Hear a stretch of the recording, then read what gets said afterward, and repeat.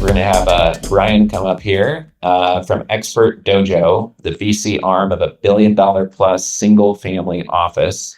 They're one of the most active institutional investors in the world.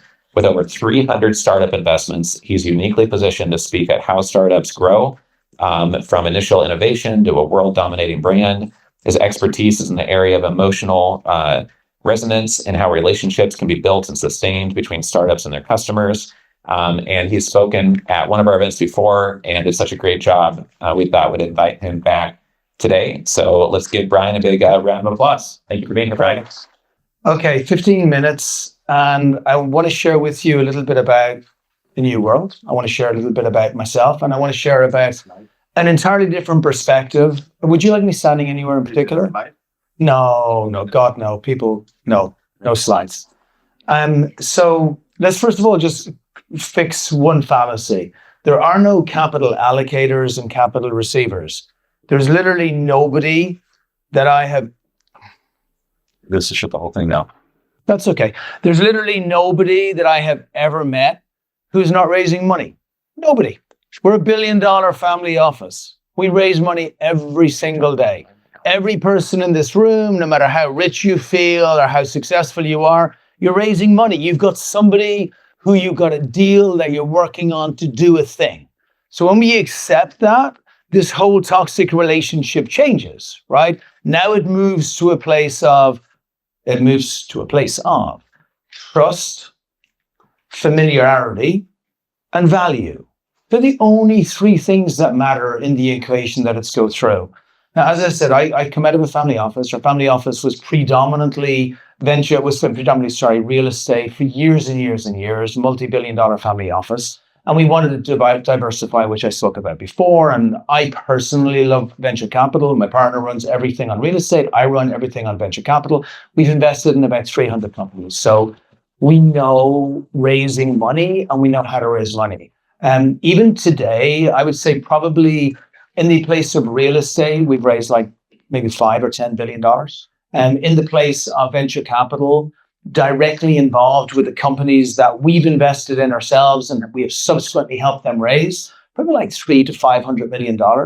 And even today, I'll rush after this up to San Francisco because one of our companies will raise $55 million at about 3:30 or 4 o'clock this afternoon. And so we know raising money is what I'm trying to get across. And if this had been 12 months ago, I would have spoken to you about an old world. I would have said, okay, here's what you got to do if you're going to raise money. You got a machine gun. You got to be everywhere. You got to make sure you're reaching out to everyone. You got to go to a lot of networking events. You got to build a couple of relationships, but more importantly, make sure you're seen by everyone. I would say that communication is really important. How you stand, how I project my voice is really important. I would talk about like the value of saying something really slowly just to emphasize a really, really important point, and then talk really, really fast so I can show that something has got an urgency that you have to do it. Like I would talk about all these tips and tricks and ways that you build your persona so that people can see you in a very specific way and that you build this trust. I think all of that stuff today is bullshit. I think it's all gone. I think nobody cares about it anymore. The most brilliant people in the world, if you would put money into Perplexity, he's like a quiet, shy little intern, Indian chap who is building out one of the most valuable companies that's growing in the world today. It's all gone. The other thing is as well, what a lot of that old thinking doesn't respect is the fact that you're speaking to different people. In this room, there are people who are specifically financial. They've got to be numbers. If I approach it from let me tell you a story, and it works, and my story is awesome, and you're bored. We've got past second 15. You need to make sure that something comes financial. There are other people who are highly creative, and you do want a little more, but you need to get to the value very, very quickly. And then there are other people who are highly logistical and functional, right? I would say I sit somewhere in the creative place, which means I'll give you a little bit more time to play with the story. But even me, now I'm in a place of urgency. And this whole like old world and new world hasn't happened because we have a new president or because it's like loads of craziness going on. I think one of the guys over at Expert Dojo, who I trust the most, one of our branding people, I say to him, I don't know what it is this year, But like, I feel this optimism, this thing where, and I can't explain what it is. Like, why did I just spend 2 weeks over in India in 6 cities, face-to-face meeting probably 1,000 people? Why am I flying to San Francisco this afternoon? Why am I going to Dubai on Sunday to meet with more tons of people? Like, why am I doing this? And he said, because last year was the wait and see year. Everybody's like, I can't believe there's still no liquidity. Like, what's happening with the IPOs? What's happening with the acquisition? What's happening with the real estate interest rates? What the hell is going on? But it's okay. It'll fix. And the thing is, it didn't fix. And not only didn't it fix, we kind of layered on top of that craziness with like way more craziness. So nobody's like waiting and seeing anymore. There was no seeing. Everybody is like me.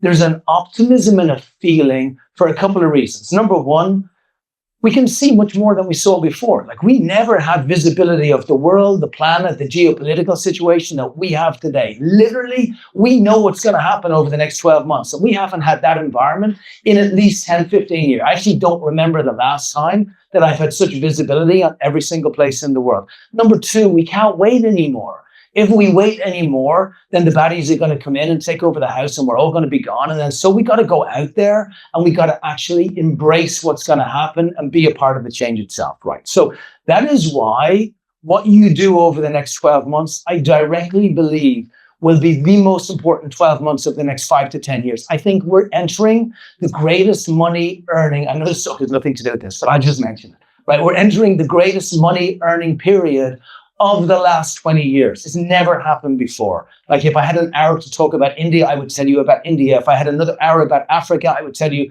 the crazy infrastructure opportunities in Africa, about Europe being in mayhem, the UK being in mayhem, and here, the best opportunities of everything. So here's what the new world looks like. If I said, let's say, actually, let me preface it with something. If I just did the old, hey, I got a Ferrari outside, I'm going to give it to you for $1, right? What are the 3 things that would make you think, maybe I won't take that Ferrari? Because everybody knows you're going to make 100 grand if it is a brand new Ferrari and if it's really there and if there's nothing bad there. You say, you don't trust me, right? You just don't. I haven't given you reason to trust. You definitely don't know me. So you're like, who's this random Irish dude who's like saying there's a Ferrari for $1? It's got to be something wrong. And you don't know that the value is there because you don't have enough information. I promise you, when raising money, every single conversation you have with every single person revolves around those 3 things. Nothing else matters outside those 3 things. So if you approach those conversations from the perspective of, I need to overcome and fix those 3 things, that is my job.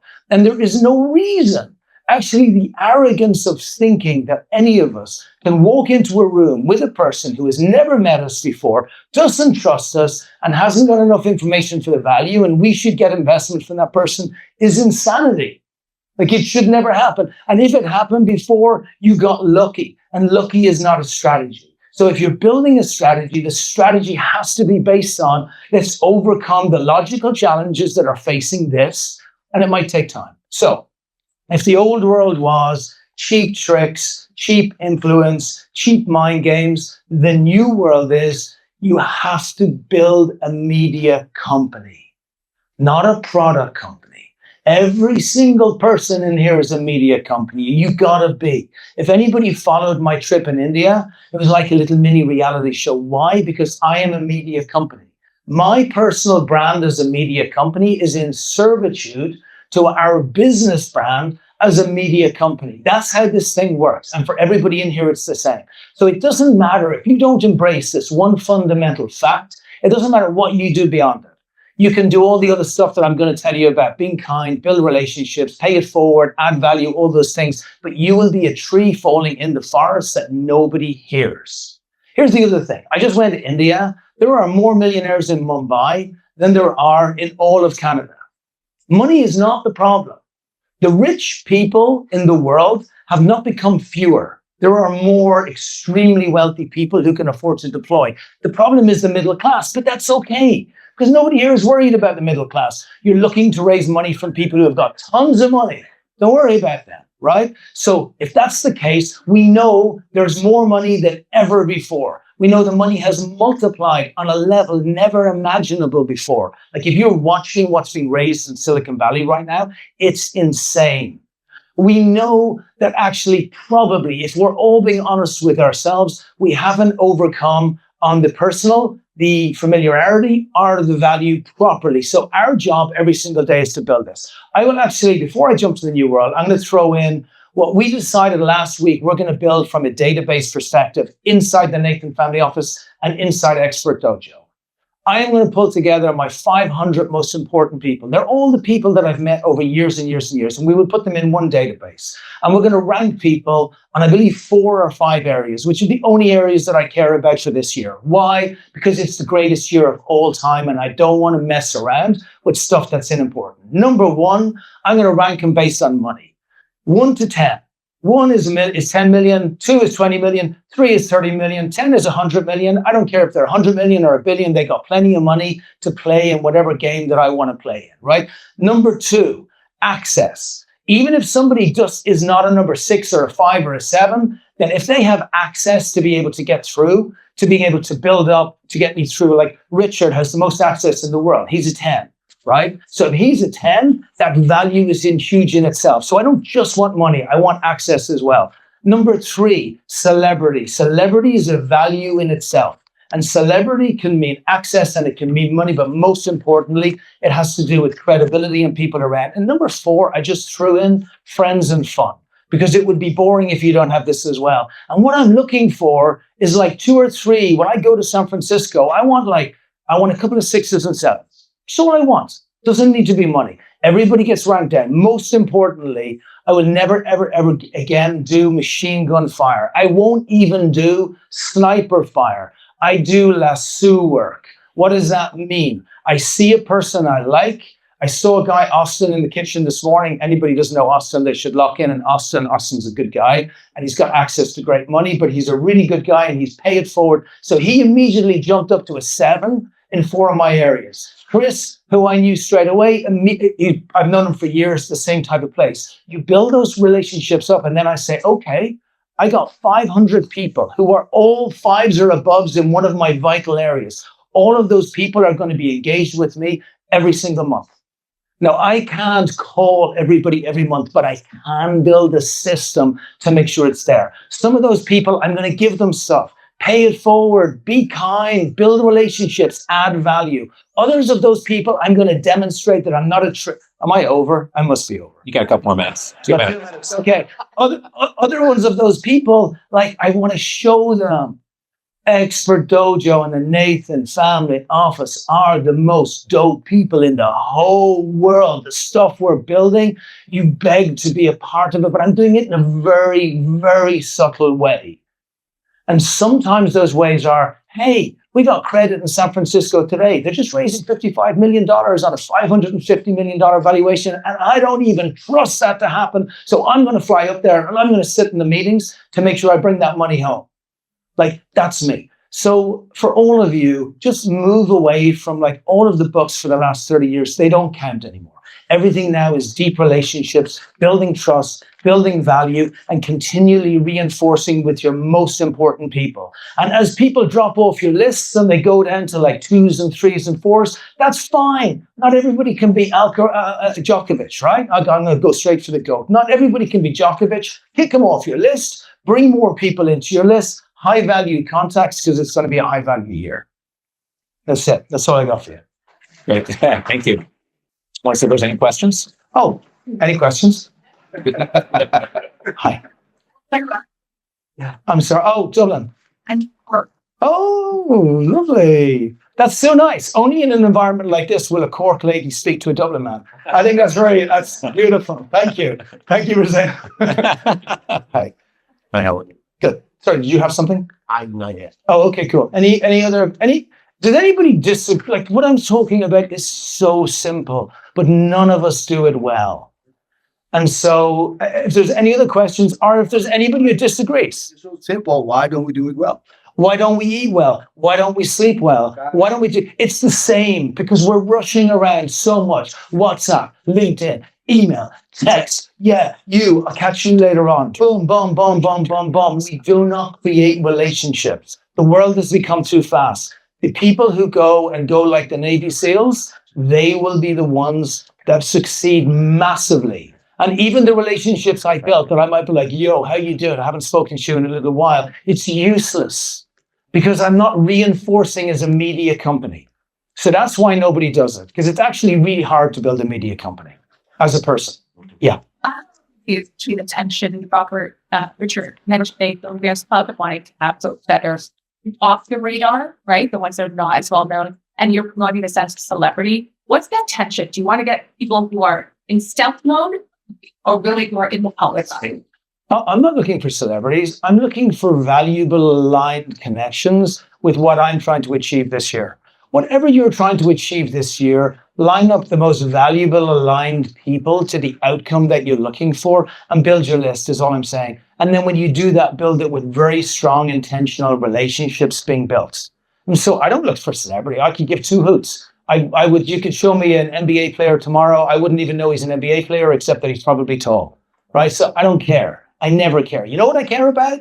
Money. You know what I care about? My founders becoming successful. You know what I care about? Success. Anyone who fits in that metrics, Richard would not argue for 1 second. You build those people into your network. You add value to those people. You let those people know what's happening and you help and support while they're knowing that you're building something important, that you stay in their focus. Is that helpful? Okay, cool. Yeah. So it's expert going to go with VC. Yeah, we took a VC from the family office, all the family office money in the VC. We put 30 million into it, and and it's done pretty well. Is that like 10 years ago or something like that? We put our first money in 7 years ago. Yeah, Excellent. yeah, and now we're opening in India. We're gonna invest in about 500 companies in India. Good luck this afternoon. Like, sir? Nothing. No, I won't invest in Ireland. You know why? Because Enterprise Ireland are the greatest bunch of. I don't like them. I don't like them, but I will invest in India, and I will invest here. Okay, thank you so much. I appreciate it, everybody. Thanks for listening. Great job. Thank you. Thanks for playing. Yeah.